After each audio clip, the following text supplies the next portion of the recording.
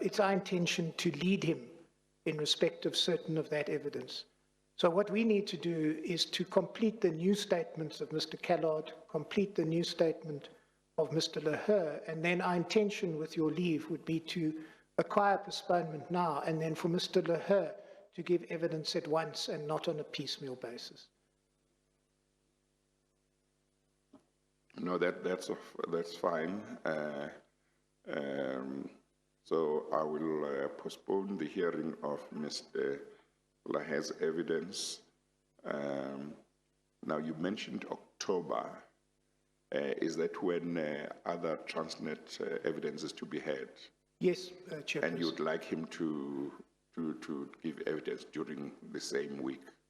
One of those weeks, and we will arrange that and sort it out, yes. Okay, I think for now I'll just say to a date to be determined, and that will be done. So, Thank you. But if he can be accommodated during that week, there is no reason why it can't be there that week. So the hearing of Mr. Leher's evidence is postponed to a date to be determined. Thank you. May I be excused, Mr. You are Chair? excused. Thank you. Thank you.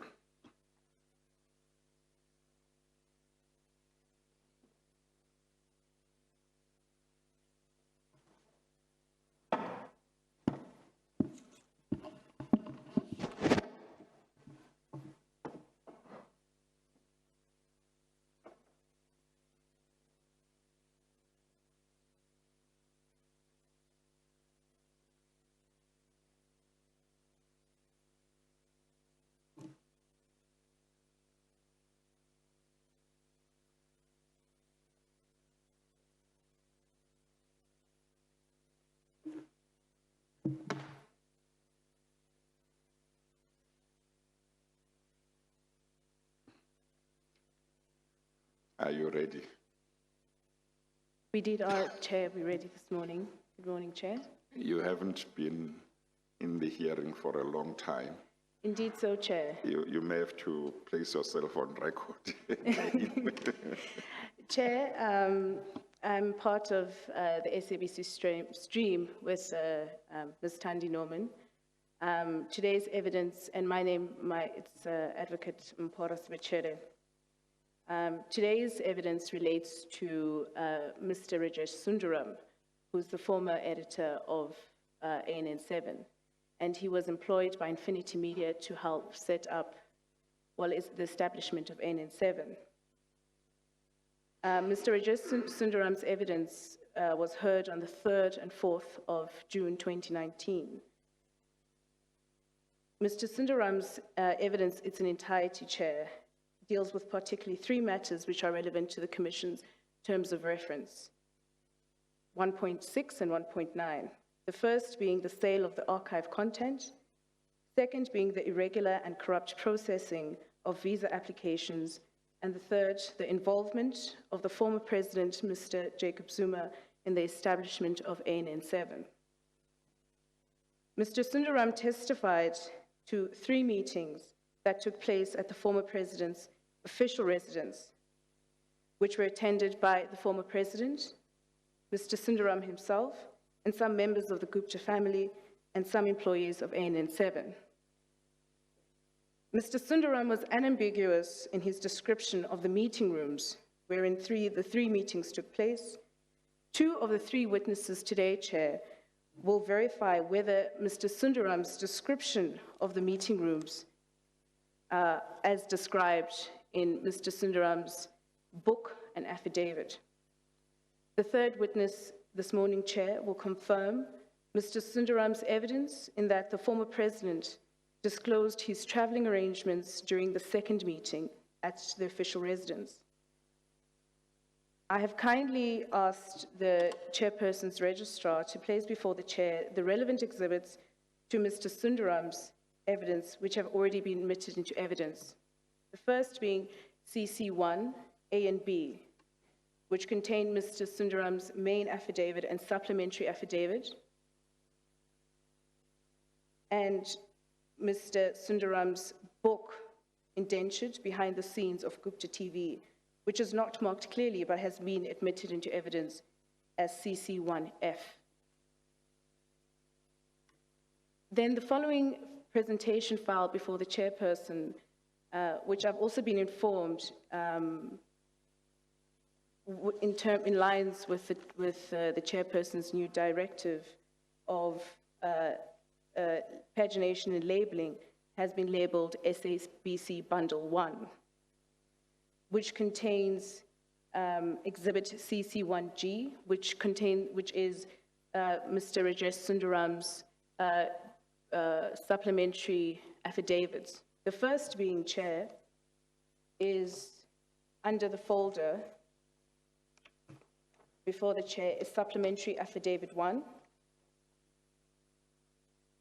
which relates actually, Chair, to Mr. Sundaram's book, wherein he states that it is a true accord of his experiences while working as editor during the setting up of ANN 7 in 2013. Also, that all quotations used in the book are not verbatim. However, they convey an accurate gist of what was spoken by the individual. And finally, that he commenced writing his book immediately upon his arrival in India in 2013. The second supplementary statement relates to his response to Mr. Mchugh Williams, whose affidavit has been previously admitted into evidence as CC1E. Mr. Williams' affidavit was put before Mr. Sundaram during his testimony, and Mr. Sundaram has just reiterated his testimony in response to Mr. Mchugh Williams in his supplementary affidavit. Mr. Williams has conveyed that he has no interest in testifying before the Commission or to cross-examine Mr. Sundaram. With the Chair's approval, may the supplementary affidavits of Mr. Sundaram under SABC Bundle 1 be admitted into evidence. But when they admitted already, when he gave evidence? No, Chair. These affidavits have not been admitted as yet. During the time of Mr. Sundaram's evidence on the 3rd and 4th, the Chair had indicated that Mr. Sundaram should, in affidavit form, supply that the words that were in quotes in the book, he must clearly state if they were in actual conversations and so forth. And also, the Chair had indicated that, had given rather an opportunity for Mr. Sundaram to put in affidavit his response to Mr. Mchugh Williams. Well, it may not be your fault, but nobody has ever come back to me and said it's been done. Here are those supplementary affidavits. I'm hearing for the first time that such supplementary affidavits were made. Chair, if I could just refer to the transcript of the hearing on the 4th of June 2019. No, you don't have to do that. Yes, Chair. If you say that's what I said, I accept that. I'm simply saying nobody has come back to me over the past 12 months or 14 months to say Mr. Sundaram has actually deposed to supplementary affidavits to address what you raised with him. And here are the supplementary affidavits. And I'm saying that might not be your fault, but I'm just surprised that I'm hearing for the first time that there are new affidavits from him. So where do I find, is it one or two supplementary affidavits? Chair, it's two supplementary affidavits under, so there's a presentation. What tab number? Tab, it's G. G? G, Chair, and then under G, you will find... But I don't have tabs that are in alphabets here. I've got 1, 2, 3, 4, 5, 6, 7, up to whatever. Sorry, Chair, I was under the impression that my presentation file mirrors the Chair's presentation file. So from this, it should in fact read SABC Bundle 1, Exhibit CC1G on the the front of the presentation file. I think, Chair, I think you have the incorrect file in front of you. It's just a small presentation file.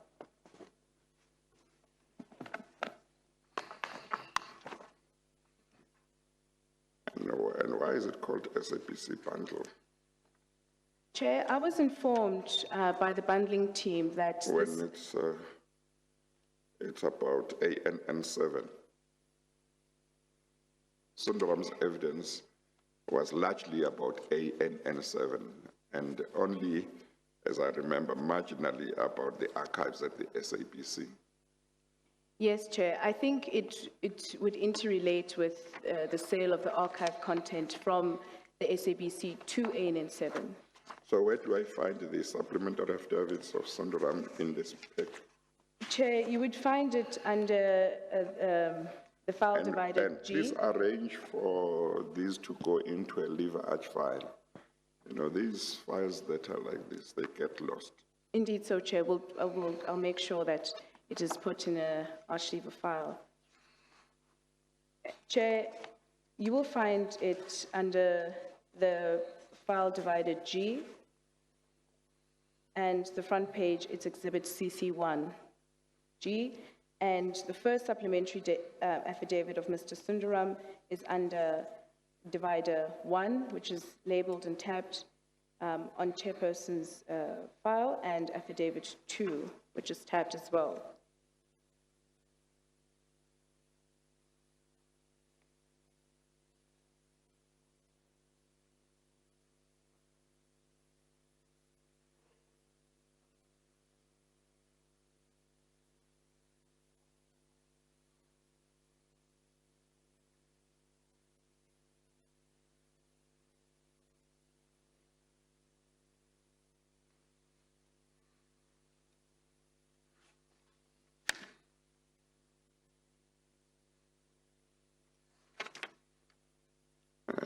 I've read the first one, then there is another one at page 3. Is that one of the new, new ones? Chair.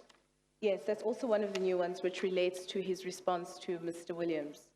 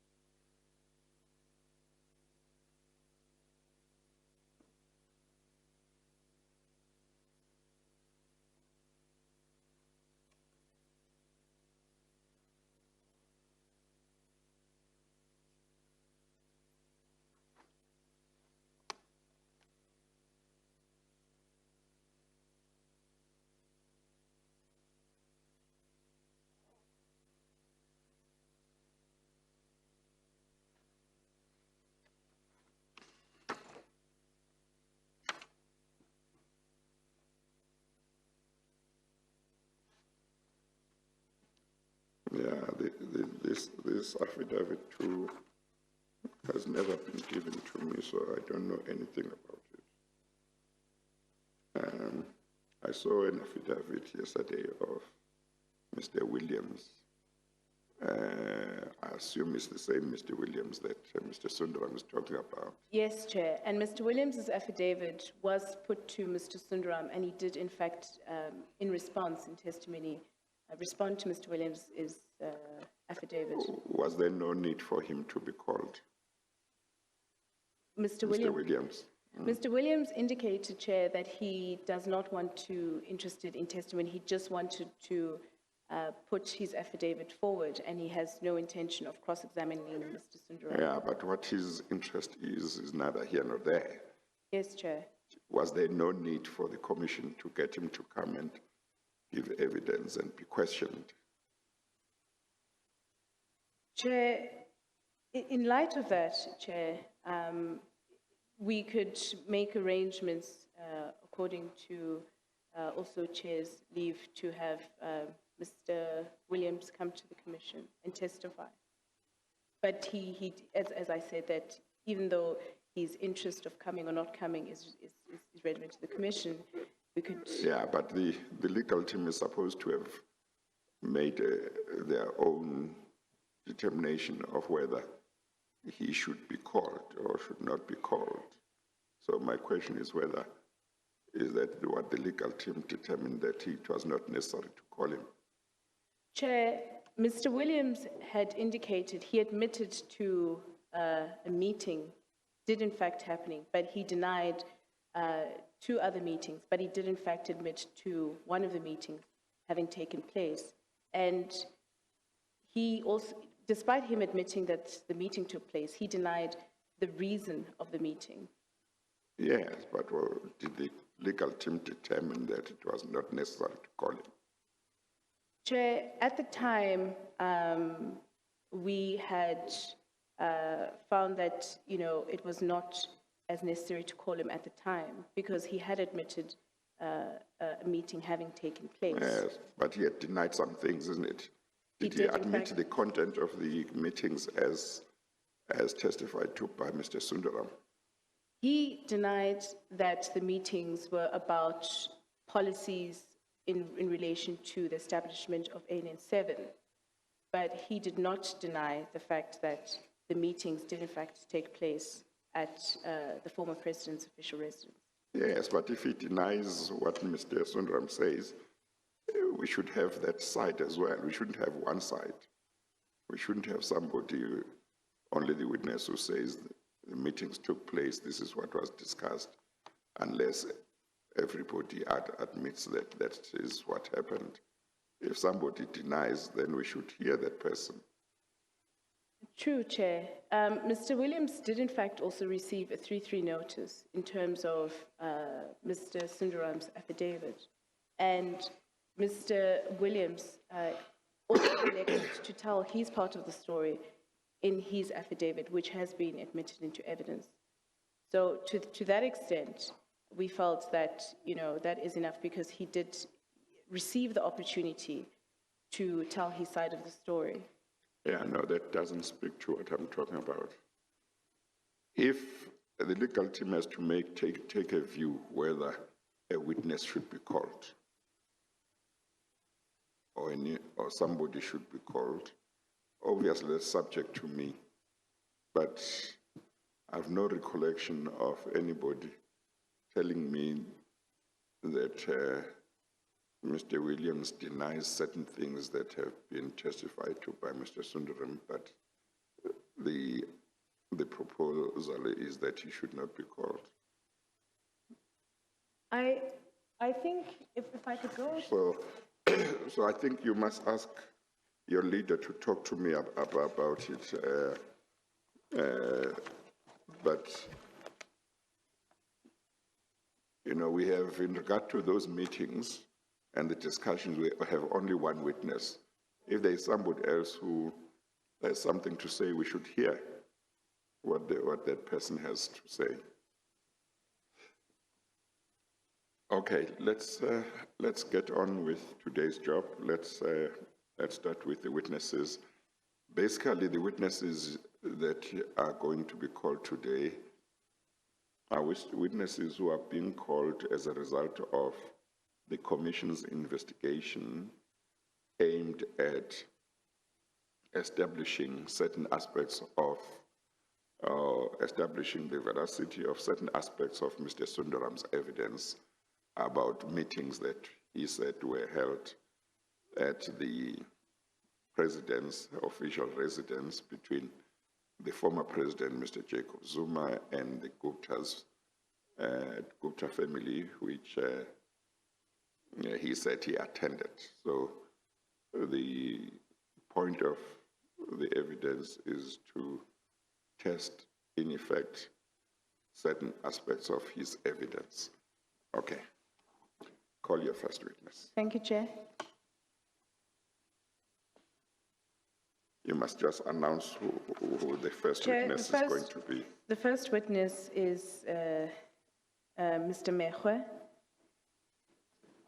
He was the former household manager at the former president's official residence.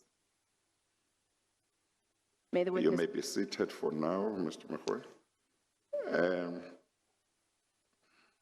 Chair, Mr. Mchugh's affidavit, Just spell the surname for the benefit of the transcribers. it's Mekg. Give the full name. It's names. Mr. Ramarumechwe. Yes, give the spelling for the benefit of the transcribers. Yes, Chair. First name is Ramaru, surname Mechwe, Mekgwe. And Chair, Yes. Mr. Mchugh's affidavit can be found in the same file as Mr. Sundaram's supplementary affidavits under the divider We'll get CH. there. We'll get there after he has been sworn in. Yes, Chair. Do you want to tell me briefly what his evidence will relate to? Chair, Mr. Mchugh's evidence will relate to verifying Mr. Sundaram's unambiguous descriptions of the meeting rooms, and also other submissions made by Mr. Sundaram in terms of the security when they arrived for the meetings at the official residence, Chair. Yes, okay, all right. Please administer the oath of affirmation.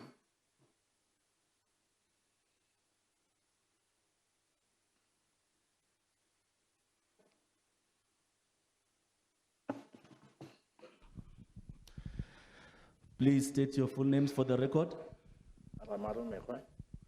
Do you have any objection to taking the prescribed oath? No objection. Do you consider the oath to be binding on your conscience? Yes. Do you swear that the evidence will give will be the truth, the whole truth, and nothing else but the truth? If so, please raise your right hand and say, "So help me God." So help me God. You may be seated. So Mr. Mchwe's evidence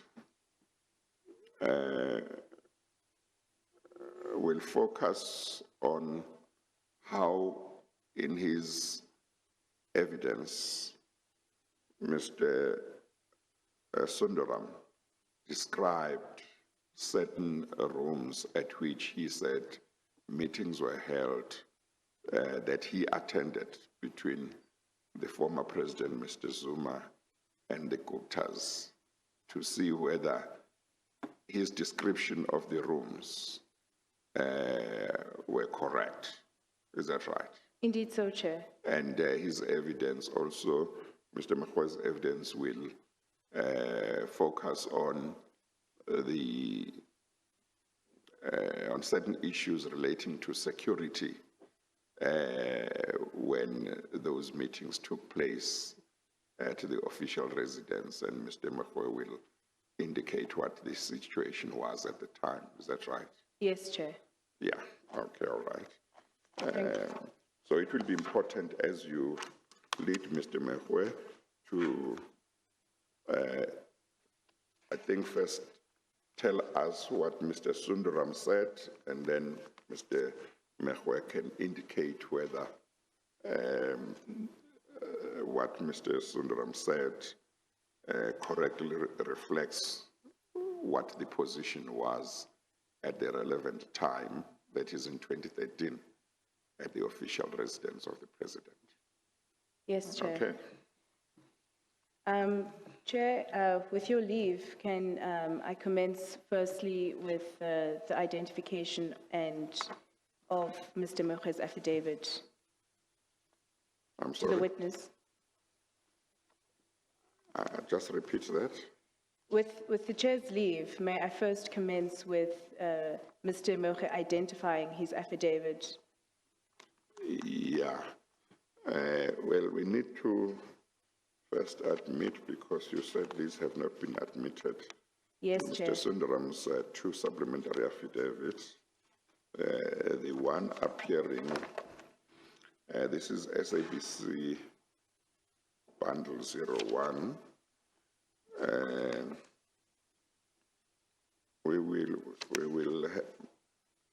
I will admit Mr. Sundaram's first supplementary affidavit attested to on 22 January 2020 as exhibit,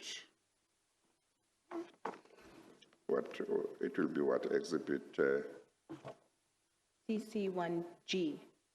and the second one will be what? It's, Chair, they are CC1G, and then they're numbered as Supplementary Affidavit 1 and Supplementary Affidavit 2. This is the... So they would be numbered, both of his affidavits, Chair, are numbered as Exhibit CC1G, and under the folders, I think they are numbered holistically, both of them, and then they're subdivided as Supplementary Affidavit 1 and Supplementary Affidavit 2. Yeah, but it can't, it's not right. They can't both be G. They are two separate exhibits.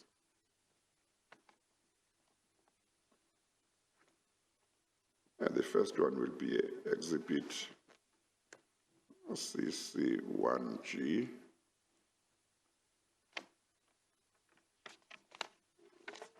And the second one will be admitted and marked exhibit.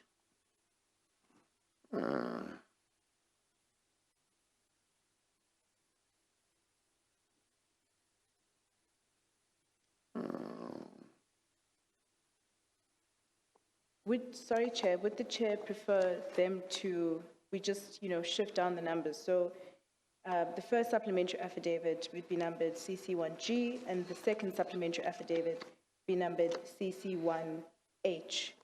And then we would just have to change the subsequent affidavits of the witnesses. We are going to make this one exhibit CC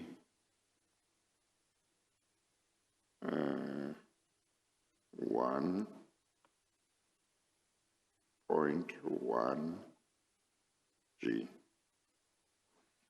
So you'll have to make correction. The one is CC1G, this one is CC 1.1G.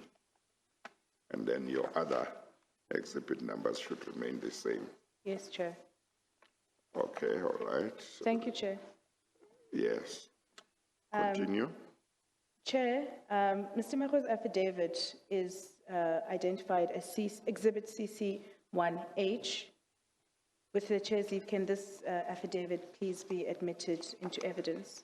Well, get the witness to first confirm it. Yes, Chair. Mr. Mchugh, if you would go just to the file in front of you. You'll have to raise your voice. Yes, Chair. Mr. Mchugh, if you could just please go to the affidavit in front of you under the file divider H.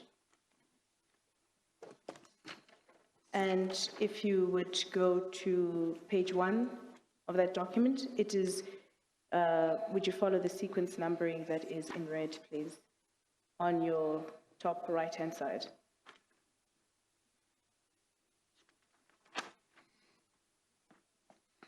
Are you there, Mr. Mchugh? Yes, I'm there. What is that document in front of you, Mr. Mchugh? My affidavit, Yes. SABC 0115 CC1H RM01.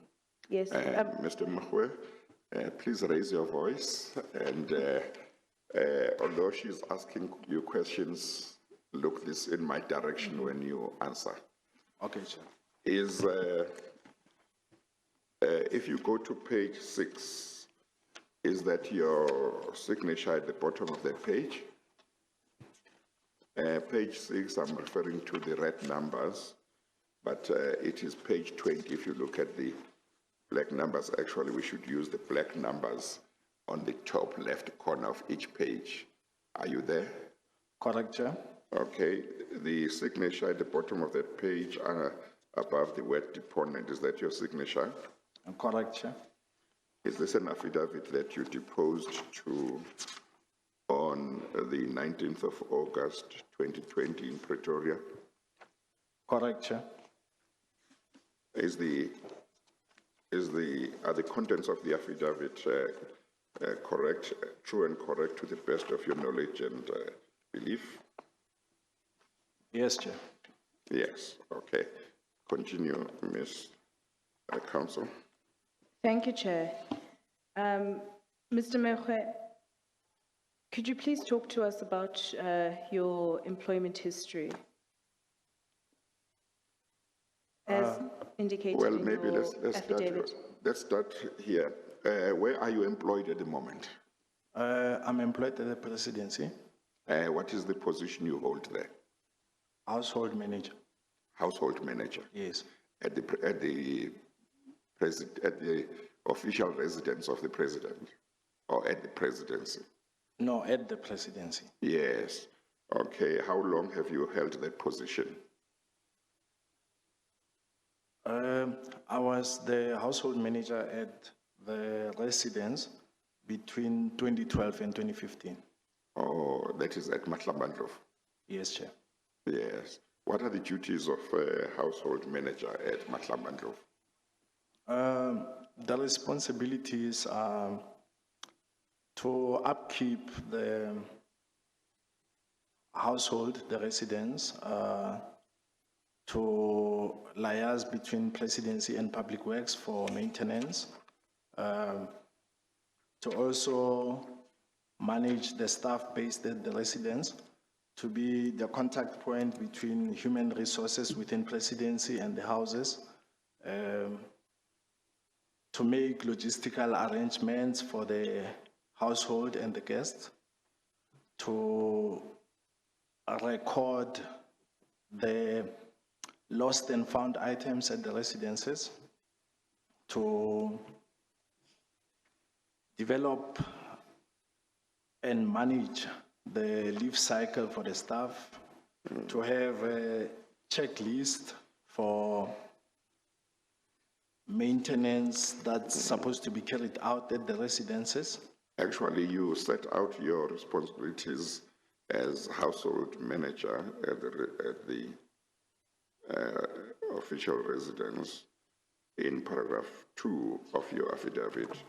It's a long list, paragraphs 2.1 up to 2.28. It's a very long list. It's a lot of responsibilities. That's so. It's a lot of responsibilities that are attached to your position. Yes, Chair. Yes. Okay. So do you say you started in this position in 2012? Yes, August 2012. Yes. So in 2013, throughout that year, you were holding this position. Yes, Chair. Does this position give you, enable you to have good knowledge of the official residency, Matlabandlovu? So you know it quite well. Yes, Chairperson. The various rooms and so on. Yes, Chairperson. Yes. Council, take it from there. Thank you, Chair. Mr. Mchugh, Mr. Sundaram described also in his book and in his affidavit the description of one of the meeting rooms. Chair, with your leave, if I could read a description from Mr. Sundaram's book. Yes, just say where it is in the book, and if you can, where it is in his affidavit. Certainly, Chair. And then you can read it, and then let Mr. Mchugh say whether because Mr. Sundaram describes what he says he saw when he attended meetings at the official residence of the president in 2013. Yes, So Chair. Mr. Mchugh can say whether the descriptions that Mr. Sundaram gives in regard to certain rooms is true, is correct. So Yes. you may go ahead. Thank you, Chair. In his book, But Chair, I think, I'm sorry, so that you assist Mr. Mchugh, you might not need to read a long portion before he confirms. You may have to take it in manageable pieces. yes, Chair. Yeah, okay. So just to identify where it can be found, Chair, in the book, it's page 98 and page 131. In his affidavit, Exhibit CC1B, it can be found on page 10 of Mr. Sundaram's affidavit. Well, remember Mr. when you referred to his affidavit that he had signed he had deposed two affidavits. Yes, Chair. And one of Yes, them Chair. was a supplementary affidavit. Yes, Chair. So he had testified on these affidavits on the 3rd and 4th of June, and he had deposed to them on the 29th of April 2019. Mr. Mchugh, Mr. Sundaram describes the first meeting room on page 98 of his book, which has also been conveyed in his affidavit, that the room had a shelf with neat collection of leather-bound books. There was a television set mounted on the wall at the far end, a coffee table in the middle with couches around it, and ornate chairs in each corner. Can you verify Mr. Sundaram's description of the meeting room, as you've also indicated in your affidavit? Well, before Mr. Mchugh does that, doesn't Mr. Sundaram indicate where that room is to be found as you enter the residence, so that Mr. Mchugh knows? Oh, indeed so, Chair. That can be found on page 97. Yeah. Tell Mr. Mchugh what room Mr. Sundaram talks about. If there is a description of whether it is the first room to the left as you enter, or the first room to your right, if there is such a description. Yes, Chair. Mr. Sundaram describes it on page 97. He states that we were ushered into a well-appointed room to the extreme right of the entrance. And then the Are you able to identify such a room? Yes, Chair. And can you verify the description of Mr. Sundaram's description of that particular room, which I just stated now? Yes, Chair. Yes. So can you describe in relevance to your affidavit where Mr. Sundaram had mentioned the room had the leather-bound books and the television mounted and the ornate chairs and so forth? Could you just also describe the room to the chair? Is that what he describes on page 18? I'm looking at the black numbers on the top left under paragraph 6. Yeah, yes, Chair. That's that's from paragraph 5 on page 18 of his affidavit, Chair. Does that relate to that room? Yes, Chair. Okay. Mr. Mchugh, you know which room we're talking about? Yes, Chair. Okay. Just talk to it. If you need to refresh your memory by looking at your affidavit, you may do so. Thank you. There is this room at the residence with a neat collection of leather-bound books. At the center, there's a coffee table. There's 2 couches adjacent with a table, with a coffee table at the center. There's wingback chairs, about 4 of them around the coffee table, with a TV right at the far end of the room, not mounted to the wall, but in a cabinet. Yes. Okay. So, Mr. Mchugh, the only difference is that Mr. Sundaram had stated that the TV was mounted on the wall, but in your evidence, you were stating that the TV is actually in a cabinet. Correct, Chair. When you prepared the affidavit, or when it was prepared for you, had you been given the opportunity to look at Mr. Sundaram's book and see how he describes the various rooms before you confirmed or not? Correct, Chair. You I did get a chance to take a look at Yes, it. Yes. okay, all right. So in regard to this particular room, you confirm that what Mr. Sundaram said in describing the room and the furniture is correct, except that when it comes to the TV set, he said it was mounted on the wall, but that's not true. It was not mounted on the wall. Yes, If there's something else that you picked up that he said which is not true, you must just tell me. this was 2013, 2013, yeah. according to the book. So as he explained it, it's the only thing that I will say, it's that the TV is not mounted to the wall. It was in a cabinet, and I also had a chance to check the room now. Yes. And it's completely not the same. Yes. So some changes have happened since 2013. Yes, sir. But as at 2013, Mr. Sundaram's description is correct except for the TV. Correct, Chair. Okay, all right. Continue. Thank you, Chair. Then Mr. Sundaram has also described a second meeting room at the residence, wherein they were moved to a second meeting room. Mr. Sundaram has described this on page 131 of his book, where he states that Or maybe I said earlier on, maybe you could take it in pieces, but I think you can read the whole description, because he has said that he did read the descriptions in the book and he's able to respond. So you can read the whole description. Thank you, Chair. He states that we were moved to the next room. This was a much larger living room with various seating arrangements and a large TV set. We sat around a coffee table.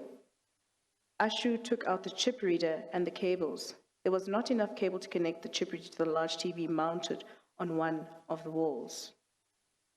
So that is the description, that they were taken to another room. There were various seating arrangements in that room, and it was a much larger size than the previous meeting room that they had initially went to. Can you confirm or verify Mr. Sundaram's submissions? You've also just highlighted that in your affidavit, the description of the furniture layout in the larger room from page 19, paragraphs 10 of your affidavit. Chairperson, on the other meeting room, it's 2.5 times larger than the first room, and it does have multiple seating arrangements with coffee tables at the center, couches adjacent each other, and wingback chairs around the tables, and the TV at the far end. The difference from this room to the other room is the size. Hence, it has multiple seating arrangements. Yes. And, sorry. Yes, continue. And the only difference from Mr. Sundaram's description and what you have testified to in your affidavit, what you have submitted in your affidavit is that the TV, yet again, is not mounted on the wall, but it's in a TV cabinet. In this specific room, it's not on a TV cabinet, it's on a wooden table. Like a plasma unit. Not necessarily a plasma unit, just a table where it's not mounted. I can confirm it's not mounted on the wall, but it's not within a wall cabinet. It's just on a table. Thank you, Mr. Mchugh. And then, So in regard to this room too, your evidence is, except in regard to one aspect that is relating to the TV set, Mr. Sundaram's description of this room is correct. Is that right? Or if there are other differences, you must just tell me. The difference from this As room, in 2013, of course, we are more interested in what was the position in 2013, if you are able to tell us. the difference will be the size and Yeah. multiple seating. Yes. What did Mr. Sundaram say about multiple sitting? sorry, Chair, also in his affidavit on page 26 of his supplementary affidavit, he had stated on paragraphs 28.9, in description to the second room, he states that there's a much larger living room that had various seating arrangements and a large TV set.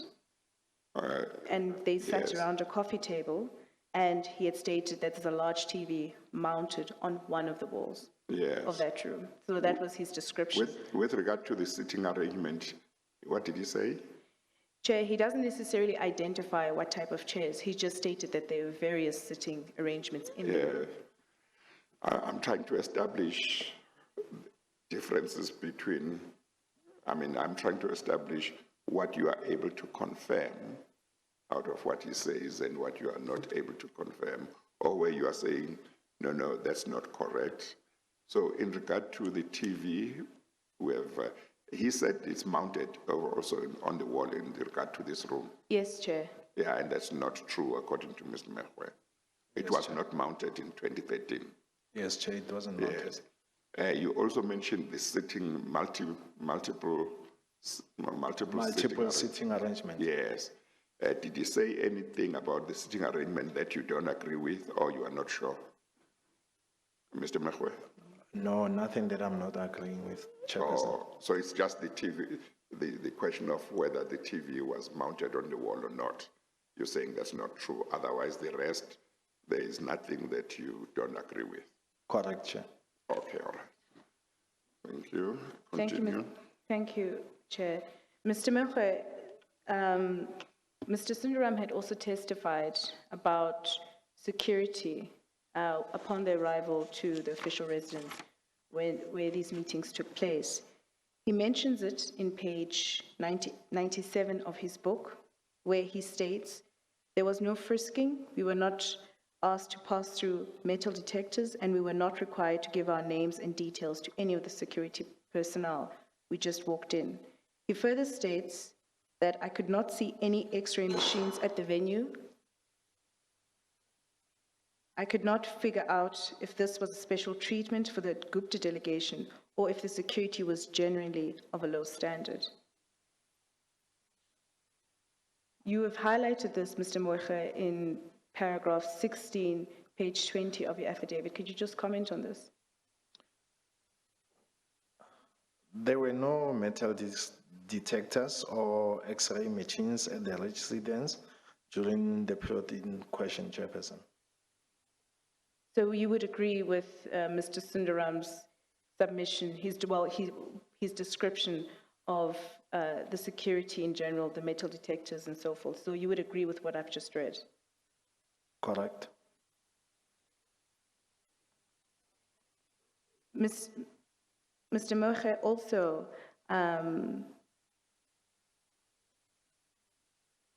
whilst in your tenure at the residence, did you see some of the Gupta family members at the official residence.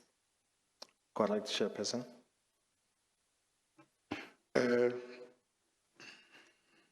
As a household manager,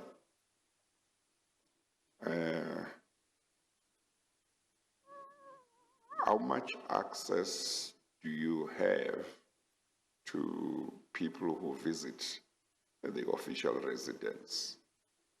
In other words, are you able to see, to say most of the time who came, when, and so on to the residence? Or does your position not enable you to have access to that information?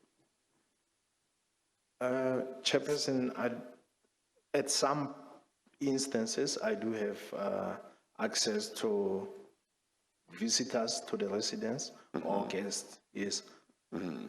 Would there be a record in the official residence of the president? Would there have been a record in 2013 at least of everyone who came to the residence? Or would there be no such record? No record, Chairperson. Yes, okay.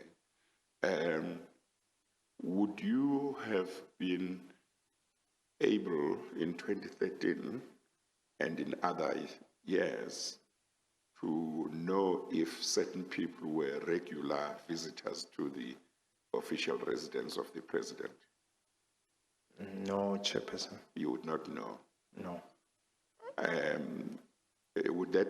Does that mean that you would not be in a position to say how regularly the Guptas visited the official residence of the president? I will not be in the position to say, Chair. Yes. Would there be somebody within the official residence that you know would know that kind of information?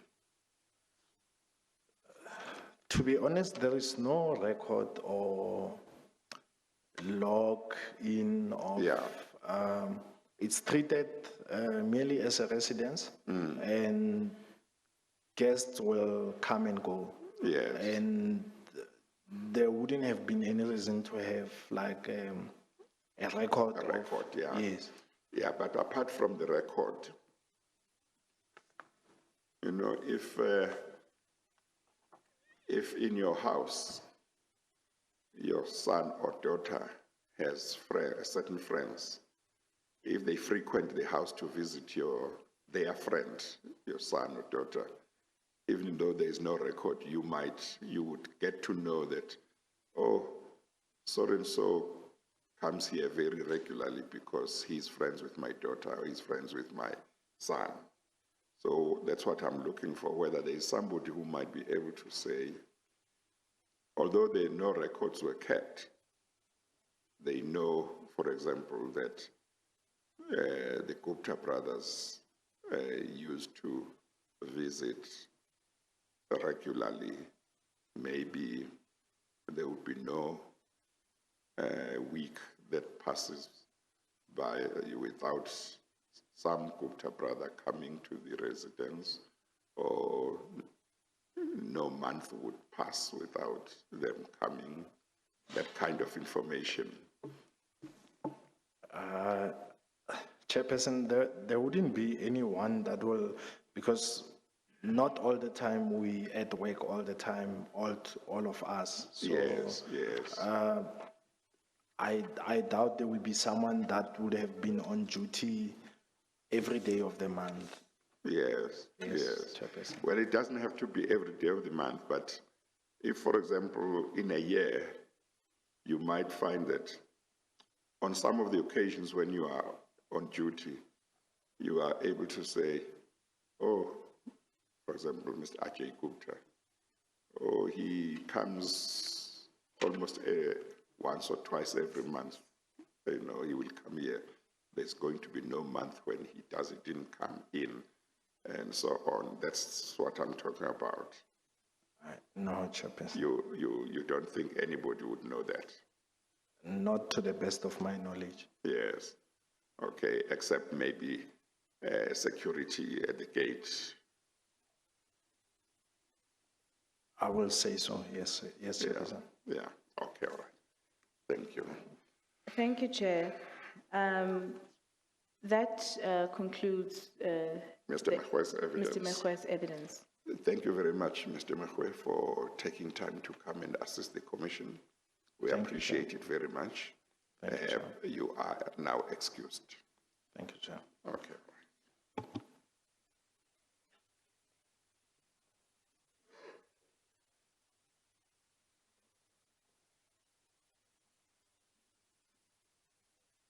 Chair, the next witness is Mr. Human.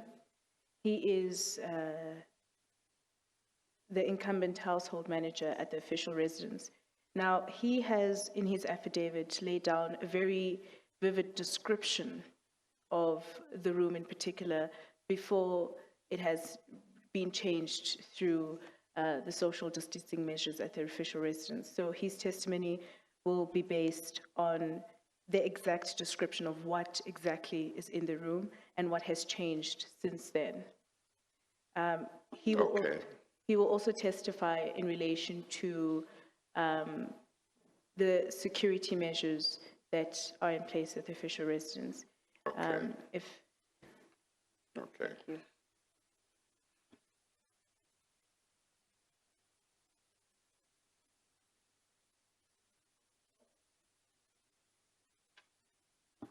Thank you. I think Ms. Human is ready to take the oath or affirmation. Let's do that so he can be seated.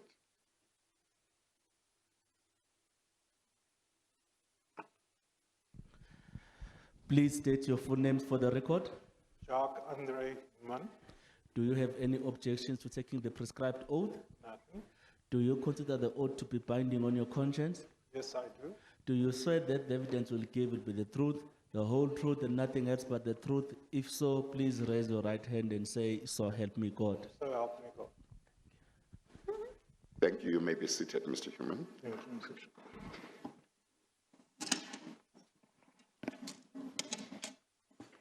Yes, Council, proceed. Thank you, Chair. Mr. Human's affidavit is under, it just follows Mr. Mchug's affidavit and is labeled as Exhibit CC1I. Mr. Human, if you could just turn to your folder. And the numbering to follow would be the black on the top left-hand side of your page, and that would start on page 24. Can you see that, Mr. Human? Yes, I do, Mr. Chair. And can you identify that document, Mr. Human? This is the affidavit that I have submitted, that's correct. And if you turn over to page 30, is that your signature, Mr. Human? That is correct, Mr. Chair. And you deposed to this affidavit on the 27th of July, 2020, is that correct? Yes, Chair. Also just next to your signature on page... I'm sorry, on the second, 27th.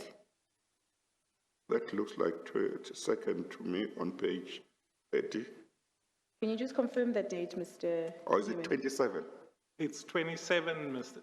Chairperson, the police official didn't probably. Well, it's, yeah, okay, all right. And just next to your signature, Mr. Human, you had stated you had written something down. Can you just read that out into the record? Mr. Chair, I stated in the affidavit that please be advised that I, Jacques Human, was not the household manager at the residence during the alleged visit. So that is during 2013. That's correct. Yeah. And Mr. Human, are you satisfied with the contents of your affidavit? Yes, As I being am, true and Chair. correct? That's correct. You confirm the contents to be true and correct to the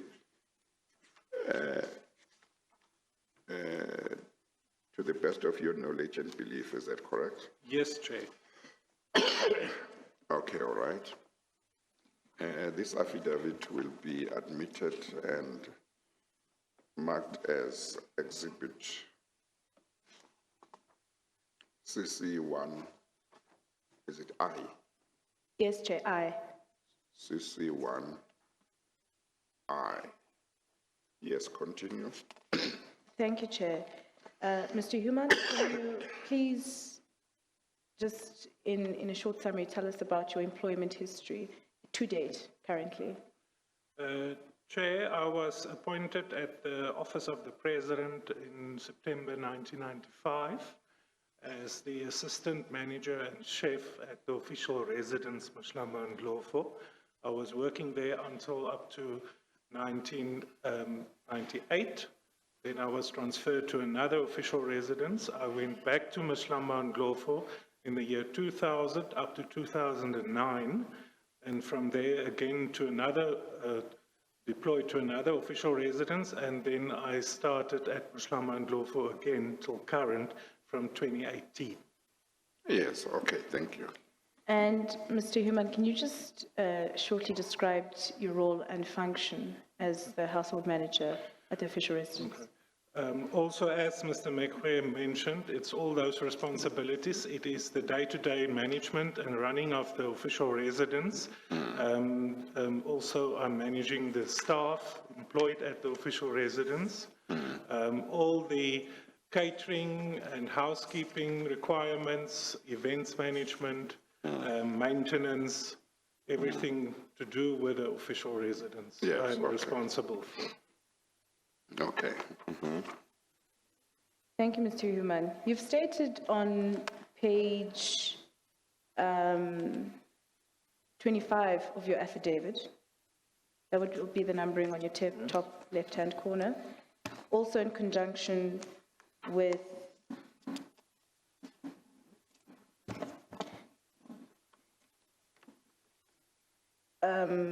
your descriptions from paragraphs 15 onwards on page 28 of the meeting rooms Mr. Sundaram has submitted in his book and so forth. He was sitting in the room while I read out the description as alleged by Mr. Sundaram. Could you just describe and also verify because you've actually, detailed it specifically, the furniture pieces, and described the makeup of the room. Can you also just talk to the description of the room in detail? And before he does that, I take it that the purpose of Mr. Human's evidence must be to show that when he returned to the official residence in 2018, to show whether he found the furniture or the descriptions that have been given by Mr. Sundaram to accord with what he found in 2018 or not. Yes, Chair. Yes. And Mr. Human, did you get an opportunity to, before you deposed to this affidavit, did you get a chance to read either Mr. Sundaram's book or his affidavits to see how he was describing the relevant rooms? That is correct, Chair. When the officials came to visit the residence, they brought the book along and they read the specific paragraphs from the book to us while we were at that rooms. Yes. As well. Yes. Now, Council will take you through the various descriptions, but are you able to say when you came back to Mchugh in 2018, are you able to say whether substantially, at least, the descriptions that Mr. Sundaram gave in his book of the relevant rooms was substantially correct? That is correct, Chair. There were minor differences, Yes. changes made in the room, but overall, the description according to the book is correct. Correct. It was still like that. Yes. When I returned back to the residence in 2018. Okay, all right. Thank you, Chair. Would Chair indicate if I should reread Mr. Sundaram's description, because he has indicated that, the book was read to him and he was present when Mr. Mchugh was giving his evidence as well. I think what we can do, you can take him to, you referred him to page 28, is that right? Of the black 28. That would be 25 and 28. Okay, I think take him through each one, just for the sake of completeness. Indeed so, Chair. Mr. Human,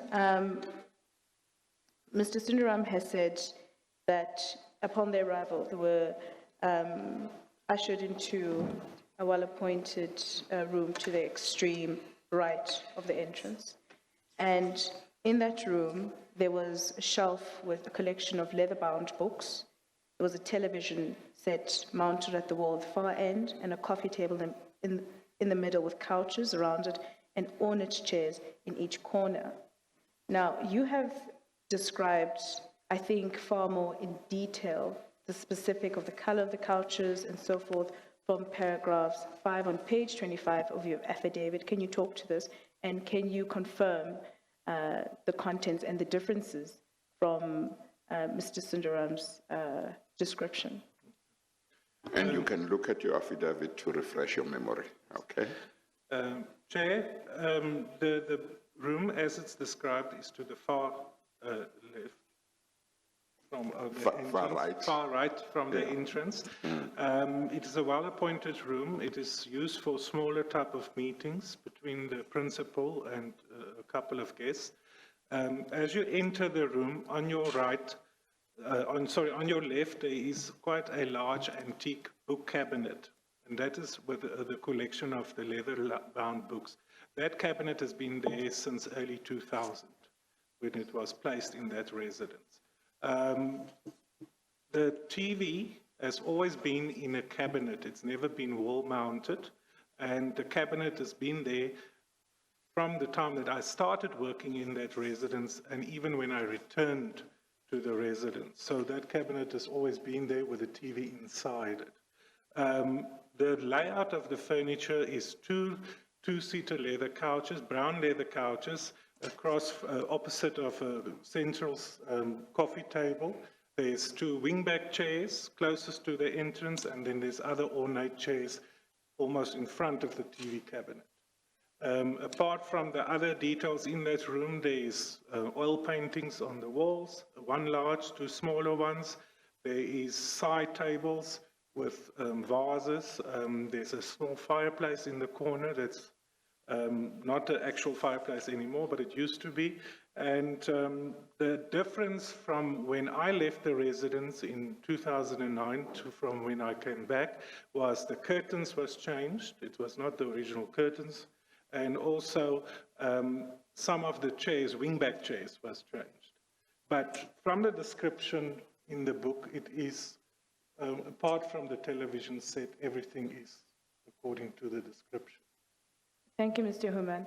And then you described that that room that you describe in particular has since changed post social distancing measures. How is that room now? Yeah. It changed. Mr. Chair, due to the social distancing and the requirements for the use of that room, we changed it into a conference facility area. So the seating arrangements, the couches, the wingback chairs, the coffee table, all the loose furniture that was in the middle area of the room was removed to accommodate a conference table with big screen televisions for the distance conferencing facility. Thank you, Mr. Human. Mr. Sundaram has also mentioned a second meeting room, which you've also talked to in your affidavit. He, in his book on page 131, had stated that the second meeting room is a much larger living room that had various seating arrangements with a large TV set. Yet again, he states that this TV set was mounted on the wall. Could you verify or confirm this? You've also just in detail, as in the first room, described the larger room next door on page 29 of your affidavit. Can you talk to that? The room that you're referring to is right adjacent to the former room that we discussed. It's what we call the former lounge or drawing room. It is quite a large room with several seating arrangement. It's used for formal visits. The principal will meet other heads of state or important visitors in that area. It's a much larger space to accommodate more people. The room also, as I mentioned, have several seating arrangements. There is a television set in that room, but yet again, the television is not mounted on the wall. It's on a loose standing table in the corner with a television placed on top of that table. It's a light color furniture that's in there. It's quite an airy room with lots of windows, curtains, and wonderful artworks and so forth. And Mr. Sundaram has also stated, Mr. Human, about the security measures taken at the official residence. I can see that you have indicated from paragraph 13, from the inception of when you started in 2018 again. I would just like to actually just track back to what Mr. Sundaram had stated, that there was no frisking at the gate. They were not asked to pass through any metal detectors, and they were not required to give any names and details to any of the security personnel. Further, he could not see any X-ray machines at the venue, and he could not figure out if it was special treatment for the Guptas, or was this just normalcy? You have talked to this on page 27 of your affidavit. Mr. Chair, no, there is no metal detectors at the front entrances of the residence. Guests, when they arrive, they will be entering through 2 security gates where they must be confirmed whether they expect it. So it's not specific that each person will be stopped at the second gate for Mchugh and Ndlovu, especially because if it's several cars or vehicles, and if it's a convoy, then they will have confirmation whether they can come in or not to the residence. But apart from that, security is responsible for the exit and entrances for all guests to the residence. The SAPS household is just there to confirm whether a guest can be allowed or not. Mr. Human, just to say, you know, let's just say if there's several cars coming into the residence, are the identifications of the vehicles given beforehand, before the vehicles arrive, and they're just waved in? Mr. Chair, if that information is available in advance, it will be given to the SAPS for access. Otherwise, the vehicles will not be allowed through the gates. Chair, just the relevance of that is Mr. Sundaram also in his book and his affidavit had stated that upon their arrival at the residence, they were just waved in, and his submission was that the description of the cars were given prior to their arrival to the residence, and hence that question. Chair, that concludes the statement, the evidence of Mr. Human. Thank you very much, Mr. Human, for coming to assist the commission. Thank you. We appreciate it very much. You are excused now. Thank you, Chair. Thank you.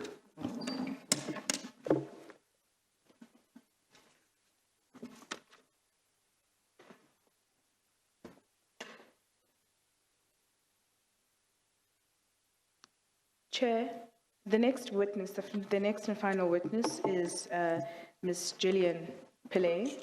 Ms. Gillian Pillay is a former journalist at the SABC, and her relevance in evidence is that the former president had disclosed his traveling arrangements to the Gupta delegation, and Ms. Pillay will indicate and confirm that in fact that the president did in fact travel to where he had said he was traveling to in the meeting, because he was traveling to an event. Yes, so again, the evidence of this witness seeks to see whether at least some aspects of Mr. Sundaram's evidence could be true. Mr. Sundaram said that at one of the meetings he attended between the former president, Mr. Zuma, and the Guptas. The former president said he would be at Mpumalanga the following week, and this witness will tell me whether she is aware that whether Mr. Zuma was at Mpumalanga during that week. Yeah, okay. Please administer the oath of affirmation.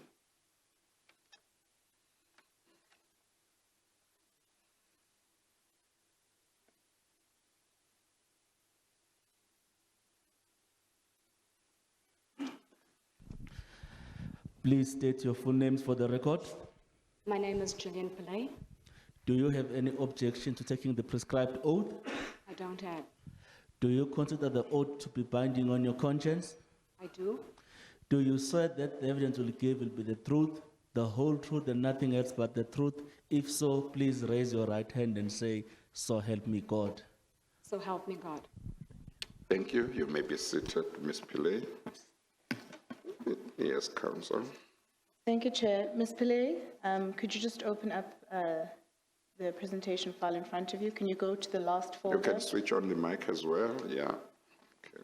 Can you please just go to the last folder marked J? And Ms. Pillay, if you turn over that page, and the next page, you will see the numbering that we're going to use is on the top left-hand corner in black. That would be on, are you on page 33? Ms. Pillay, can you identify that document in front of you? The document before me, Chair, is my affidavit. Yes.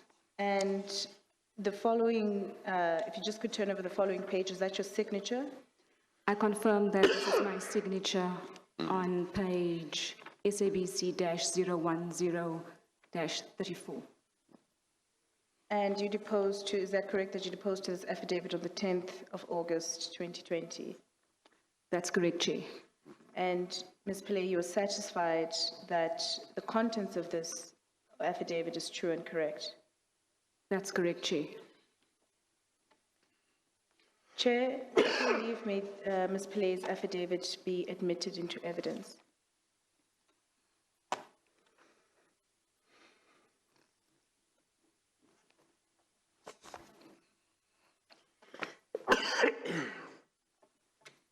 The affidavit of Ms. Gillian Pillay will be admitted and marked exhibit CC1J.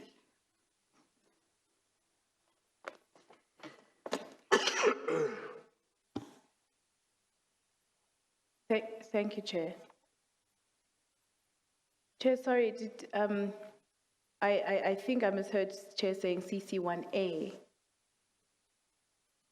Or J. CC1J. Yes, sorry, Yeah. Chair. Thank you, Chair. Ms. Pillay, could you just shortly describe to us your employment as from the SABC to current? Maybe let's do it this way. Yes, Chair. Ms. Pillay, in 2013, where were you employed? I was employed by the SABC, Chair. Yes, how long had you been in SABC's employ at that time? Up until the end of May this year, Chair, I was employed by the SABC for 17 years. Okay, yes. In what position were you employed by the SABC? At the time, over the period of 17 years, Chair, I was employed as a senior general news journalist in the Johannesburg newsroom at the SABC in Auckland Park. Yes, okay.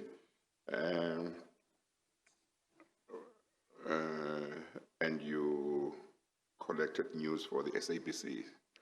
I did news day to day, anything from crime, gender-based violence, issues around, in those 17 years covering the national and local government elections, also reporting beyond the borders of the province of Gauteng, going to other provinces, Chair, to cover stories there, but also foreign trips as well. Yes. a lot of general news around health issues, particularly human interest stories, Chair. That was my forte at the SABC. Would the news that you covered go on TV or radio or both? In most instances, Chair, the news that I covered for the SABC as a general news journalist would go on to the primetime news bulletins, that being SABC 1, 2, and 3. It was translated into different languages. And also in recent years, it also went on to DSTV channel 404, the international channel that we are running on DSTV, Chair. Very few times radio would also utilize the stories that we would do as television journalists, and they would use those stories for their either radio bulletins or even digital news. Would also utilize our stories that we as television journalists would cover, and vice versa, Chair.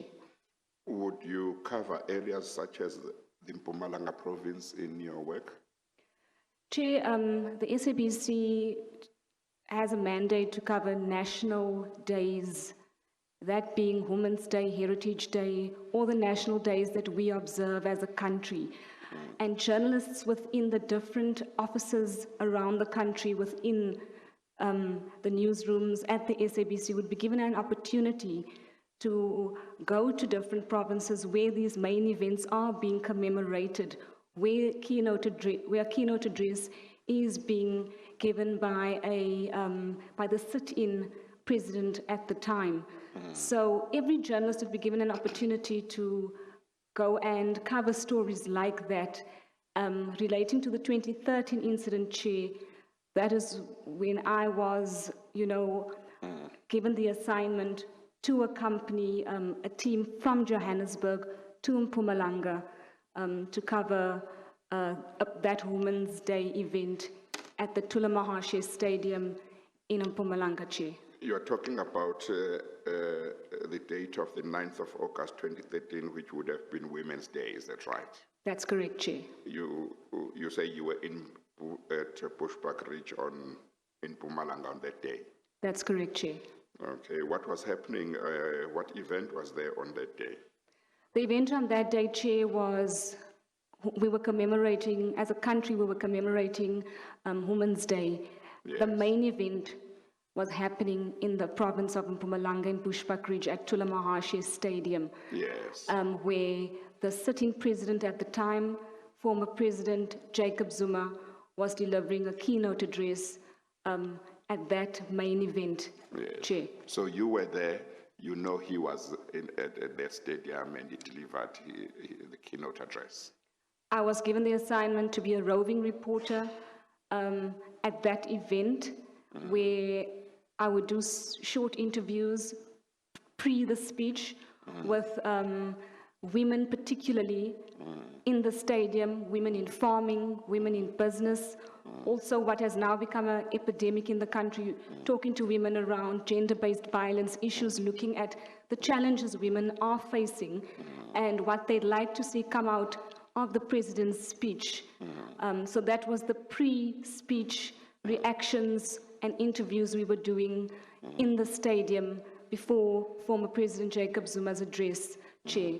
We also did post-speech reactions following the president's address, getting a sense if the women who had attended that event, if what had come out of former President Jacob Zuma's speech was, encouraging, if it addressed issues of empowerment and equity, if they felt that, the speech had maybe fell short of their expectations as women at the cold face of the challenges that many of them face in provinces, rural provinces, like Mpumalanga, Chair. Councillor, continue. Thank you, Chair. Just off Ms. Pillay's testimony, Mr. Sundaram had described how the former president, Mr. Jacob Zuma, had disclosed in the meeting. That can be found in Mr. Sundaram's book, Chair, on page 119. Yes, just read it. Where it is quoted what the former president had stated, I will be in Mpumalanga next week, and I will meet people in the local communities and I think announce. you should start a little earlier. Read what Mr. Sundaram says before he says what President Zuma said. In the context of the book, Chair, he Well, maybe describes. go to the affidavit. Yes, Chair.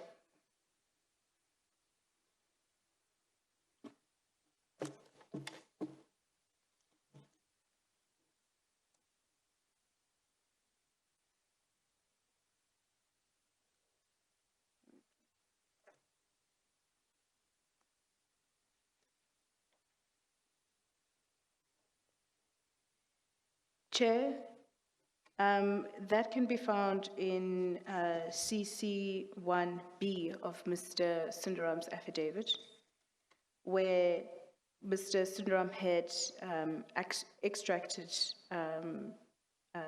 contents from his book in the affidavit. It reads from in the context where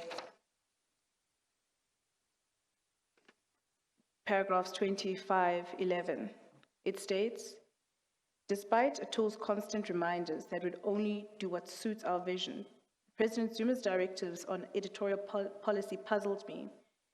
I will be in Mpumalanga next week, and I will meet people in the local communities and announce measures for their welfare. But I'm sure ENCA will not cover that. I'm sorry, let me get to it. What paragraph of Mr. Sundaram's? Paragraph 25:11, because prior to that, they are talking about the publicity for the ANC and the channel. Hang on 1 second. Yeah.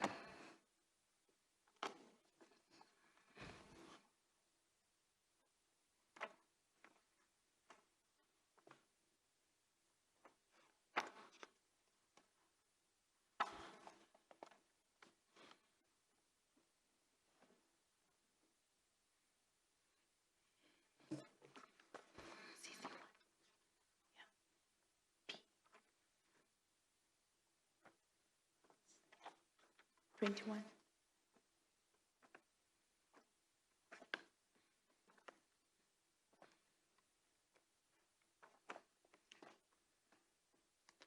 Where is Sundaram's original affidavits?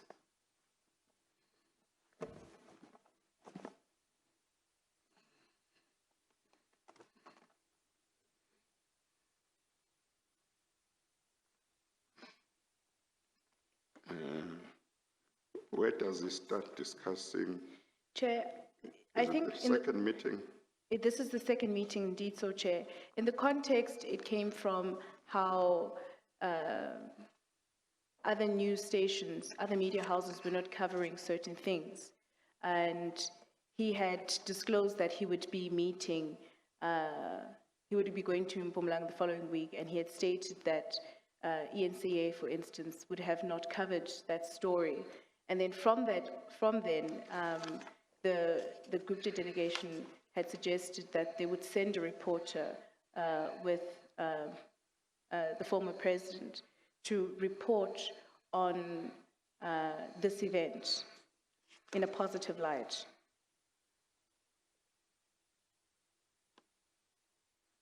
Okay. In paragraph 20 of his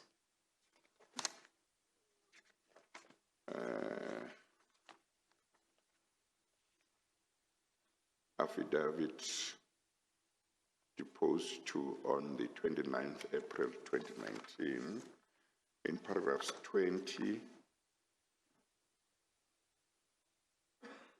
up to 25.10, Mr. Sundaram discusses the second meeting between the former president, Mr. Jacob Zuma, and the Guptas, which he attended at the president's official residence.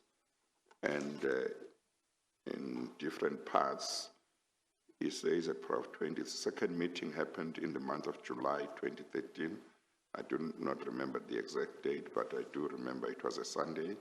The meeting took place at President Zuma's official residence in Pretoria, in the same room as the first meeting. And then in 23, he says President Zuma came to the meeting armed with the presentation we had given him in the last meeting and with some questions about its content. Paragraph 24, he says this meeting too was more of a shareholder review of the project. And then under paragraph 25, he, in various subparagraphs, refers to excerpts from his book from pages 117 to 122.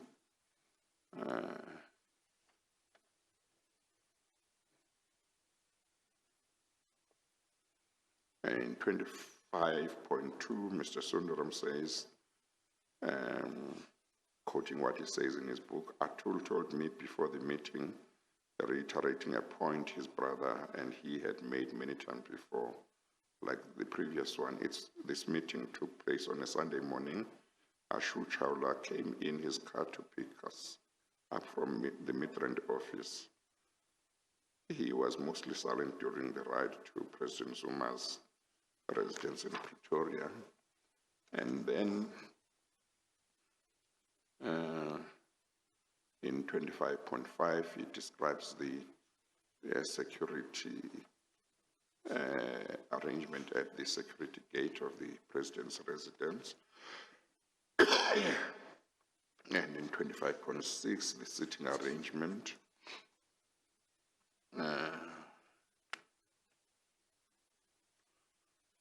And then at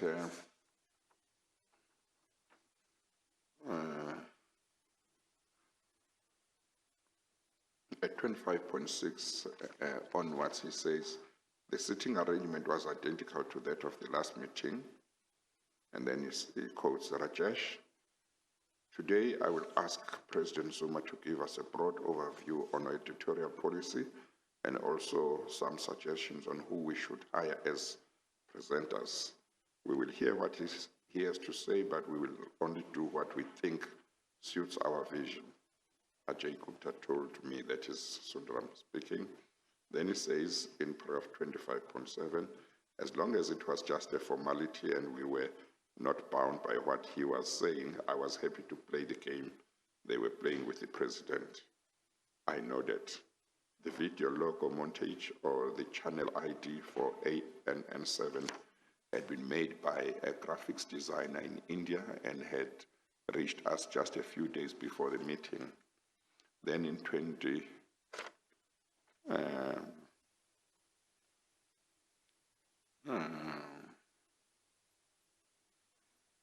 and then he says in paragraph 25.11, that is Sundaram, despite Atul's constant reminders that we would only do what suits our vision, President Zuma's directives on editorial policy puzzled me.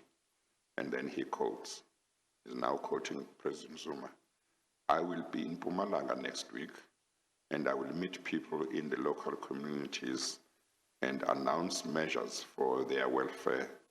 But I'm sure ENCA will not cover that.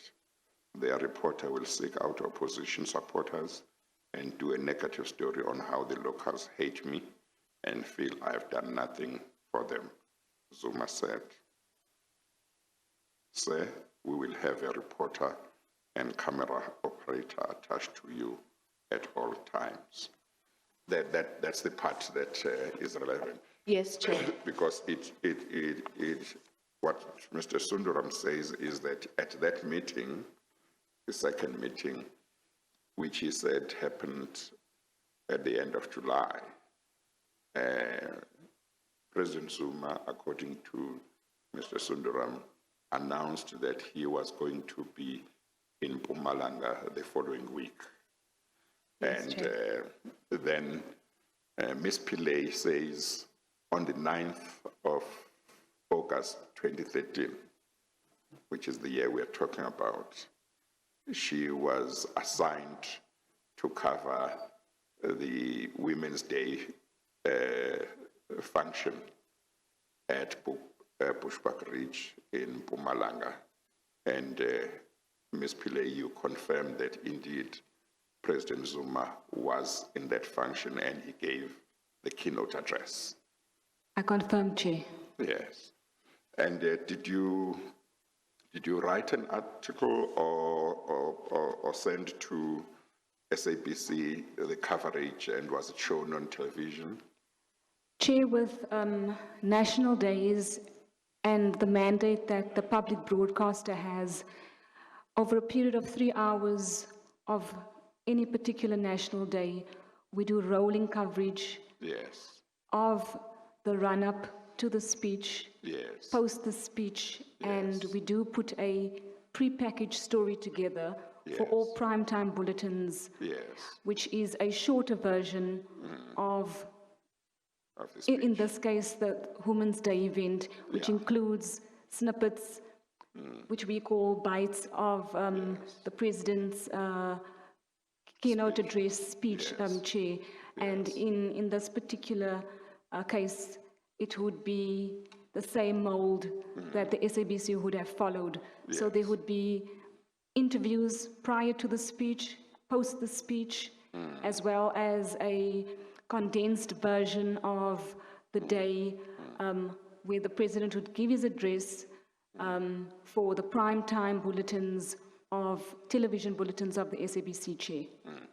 Okay, thank you. Chair, if the chair finds it prudent, our lead investigator, Dr. Pillay, has actually retracted that video from the SABC, and we do have it in our possession. So if the chair is interested in viewing the footage, we do have it at our disposal this morning. Okay, no, we won't view it now, but what you can do is look at Mr. Sundaram's affidavit or evidence and see whether he does indicate, he does say that in that second meeting, the President mentioned some of the things he would deal with in Mpumalanga, and see whether those things were dealt with in his speech. So that's what you can check. I seem to remember that Sundaram says Mr. President Zuma said he would announce certain measures, blah, blah, blah, blah. So that needs to be checked. And if they are there, then something needs to be placed on record. If they are not there, that something needs to be placed on record. So, but that can be done some other time. Indeed so, Chair. I have viewed the video. It's around about a 2-minute clip. It's just verifying that the former president was indeed at the event in Mpumalanga, and there's a snippet of Ms. Pillay covering the event itself. So the contents of his speech as a whole, I have not seen, but we could also just get that as well. You can ask for the full speech as well. Look at what Mr. Sundaram says President Zuma said at that meeting with the Guptas, if anything, about some of the issues he would address, and see whether they are in the speech or not. We'll get to that. Thank you, Chair. Okay, all right. Ms. Pillay, thank you very much for coming to assist the Commission. We appreciate it very much. You are now excused. Thank you, Chair. That then concludes the witnesses for this morning. I've also just looked at my watch, and I completely forgot to indicate to Chair about the tea. But that's fine. We are going to adjourn for the day. The Commission will sit tomorrow to hear the evidence of Mr. Mchugh, the HOD for the Department of Human Settlements in the Free State. We adjourn.